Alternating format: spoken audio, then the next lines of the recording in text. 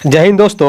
एक नया सेशन में हम लोग बात करने वाले जो कि समीर की ओर से जो वैकेंसी निकल के आई है। यहाँ पे आईटीआई डिप्लोमा बीटेक जो भी स्टूडेंट हैं सभी लोग एलिजिबल है फॉर्म को भरने के लिए।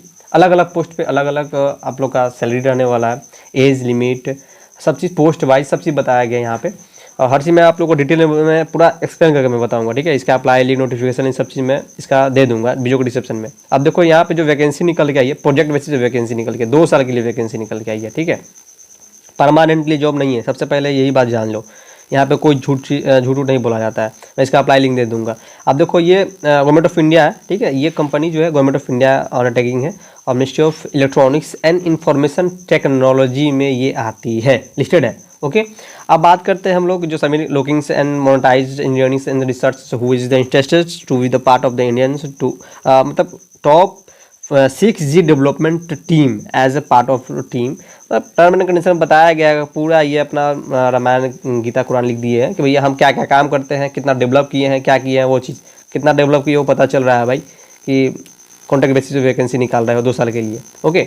चलिए खैर वो तो इनके ऊपर डिपेंड करता है भाई, इनके हाथ में है वैकेंसी निकालना। यहाँ से जो वैकेंसी निकल के आई है इलेक्ट्रॉनिक्स कॉम्प्लेक्स कोलकाता की ओर से वैकेंसी निकल के आई है। इसका वेबसाइट ये है और जो वैकेंसी निकल के आई है 17/8, देख लो यहाँ पे मैं आप लोगों को डेट दिखा 17/8/2023 को ये पब्लिक किया गया था, ओके। प्रोजेक्ट बेसिस पे आप लोग का यहाँ पे जो वैकेंसी निकली है प्रोजेक्ट बेसिस वाला है। अब देखो डिसिप्लिन, ठीक है, इलेक्ट्रॉनिक्स और कम्युनिकेशन और टेलीकम्युनिकेशन, बीबीटेक किए हो, एमटेक किए हो, इलेक्ट्रॉनिक्स किए हो तो आप लोग एलिजिबल हो। अब देखो यहाँ पे एक्सपीरियंस के बारे में बताया गया, सब में 5 साल का एक्सपीरियंस रिक्वायर्ड नहीं है, ध्यान देना। किसी में 2 साल, किसी में 1 साल, किसी में 5 साल, मतलब 5 ईयर का आप लोग का एक्सपेंस है। माइक्रोवेव यहाँ पे उसके बाद सर्किट एनालिटिक्स या डिजाइन डेवलपमेंट से टेस्टिंग से की हुआ आप एलिजिबल हो। कम पैसा नहीं दे रहा, 39,200 रुपये आप लोग को पर मंथ देगा ये, ओके। एज लिमिट की बात किया जाए, एज लिमिट में पहले ही बताया था आप लोग को कि 35 साल आप लोग का जो भी पोस्ट है, जैसे बड़ा पोस्ट है जो उसमें आप लोग का वेटेज ज़्यादा रहेगा एज लिमिट का, ठीक है। जो छोटा पोस्ट है जैसे कि आईटीआई है तो उसमें 18 से 25 है, ध्यान से सुनना, ठीक है। 2 साल का प्रोजेक्ट बेसिस आप लोग का ये हायर कर रहा है वैकेंसी जो निकला हुआ है 2 साल के लिए। अब इनके ऊपर डिपेंड करता है, आपका बिहेवियर के ऊपर डिपेंड करता है कि ये आपको इन फ्यूचर में आप लोग का जो ट्रेनिंग ये जो आप लोग का पीरियड है 2 साल का, ठीक है, ये आप लोग को बढ़ा भी सकते हैं।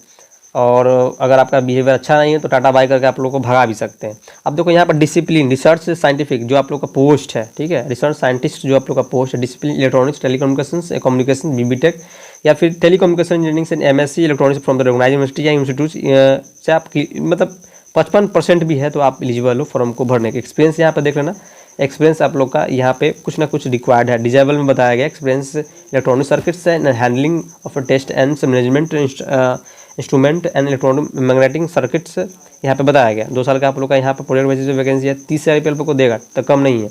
अब चलते हैं, देखो यहाँ पे आप लोग का उसके बाद से प्रोजेक्ट असिस्टेंट ए के लिए, उसके बाद से प्रोजेक्ट मैनेजमेंट असिस्टेंट बी के लिए, यहाँ पर भी बीटेक डिप्लोमा आ गया। उसके बाद से आते हैं हम लोग, आप देखो प्रोजेक्ट टेक्नीशियन ए पे जो वैकेंसी निकल के आई है यहाँ पे PTME 005 आप लोग का ये पोस्ट कोड है।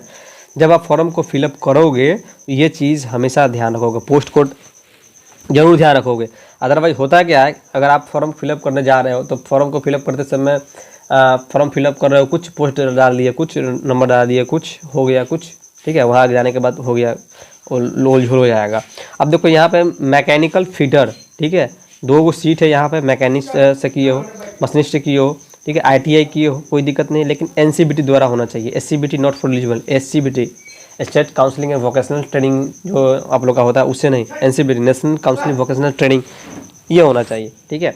अब देखो यहाँ पे सैलरी आप लोग को 15,100 रुपया देगा, मतलब कि आप लोग का 15,000 रुपया आप लोग को देगा। ये 2 साल तक देगा, 25 साल आपको एज बताया गया है, सब चीज़ यहाँ पर डिटेल में बताया गया है। उसके बाद से आप लोग का जैसे कि यहाँ पे इलेक्ट्रॉनिक्स वाले के लिए देखो, फिटर वाले के लिए हो गया, मशीनिस्ट वाले के सॉरी इसमें फिटर वाले भी है, यहाँ पे देख लो, देखो मशीनिस्ट और फिटर दोनों को एक एक सीट है। उसके बाद से आओगे यहाँ पे 4 सीट में वैकेंसी निकली है, जैसे कि इलेक्ट्रॉनिक्स कम्युनिकेशन टेलीकम्युनिकेशन, ITI पास हो, NCBT से हो, आप एलिजिबल फॉर्म को भरने के लिए, कोई दिक्कत नहीं है। उसके बाद जनरल इंस्ट्रक्शंस के बारे में बताया गया कि ऑल इंडिया कैंडिडेट एलिजिबल है फॉर्म को भरने के लिए। जो भी स्टूडेंट इंडिया से बिलोंग करता है वो एलिजिबल है, जो भी डिग्री है CGPA और सब चीज़ AICTE द्वारा अप्रूव्ड होना चाहिए। उसके बाद से आप लोग का पूरा डिटेल में यहाँ पे मतलब बताया गया। आप लोग का मैं डेट बताता हूँ, लास्ट डेट आप लोग का 14/9/2023 है, ठीक है। अगर आप फॉर्म को फिलअप करना चाहते हो इससे पहले आप लोग फॉर्म को भर दीजिएगा। देखो रिटर्न टेस्ट होगा, आप लोग का वेन्यू बताया गया, written test will be at आप लोग कोलकाता वेस्ट बंगाल, आप लोग का जो रिटर्न टेस्ट होगा यहीं पे होगा, ठीक है, यहाँ पे आप लोग को जाना ही होगा, तो देख लेना आप लोग। अब देखो यहाँ पे आप लोग का फाइनल रिजल्ट आप लोग को सब चीज़ बता दिया जाएगा। देखो बड़ा बड़ा जो पोस्ट है उसमें आप लोग का इंटरव्यू भी होगा, एग्जाम भी होगा। अब यहाँ पे पूरा पैटर्न नहीं बताया गया है कि भैया सिलेबस आप लोग का पूरा एक्सप्लेन नहीं किया गया कि भैया सिलेबस यहाँ से कहाँ से कितना क्वेश्चन पूछेगा।